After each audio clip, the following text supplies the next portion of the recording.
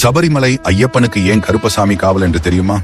ஐயப்பன் மகிழ்ச்சியை வதம் செய்ய போறப்போ ஐயனின் தந்தைய சிவபெருமான் தன்னோட அம்சமான கருப்பசாமியை கூப்பிட்டு, ஐயப்பன் சின்ன பையன், நீ அவனுக்கு சேனாதிபதியா இருந்து அவனுக்கு காவலாறு என்று சிவபெருமான் கட்டளை போட்டு அனுப்பினார்.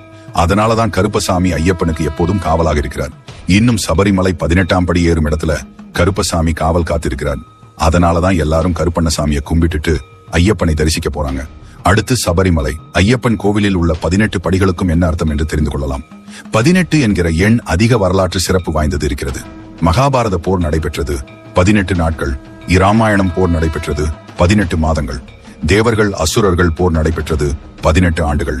அதனால் 18 என்கிற எண் அதிக முக்கியத்துவம் வாய்ந்ததாக கருதப்படுகிறது. சபரிமலையின் முதல் படி பிறப்பு நிலையேற்றது. நாம் செய்யும் நன்மைகளும் தீமைகளும் நம்மளோட பாவ புண்ணியங்களை நிர்ணயிக்கும் என்கின்றார். மேலும் தகவலுக்கு புராணகதை சேனலை சப்ஸ்கிரைப் பண்ணுங்க. தினசரி வீடியோ பதிவு செய்கிறேன்.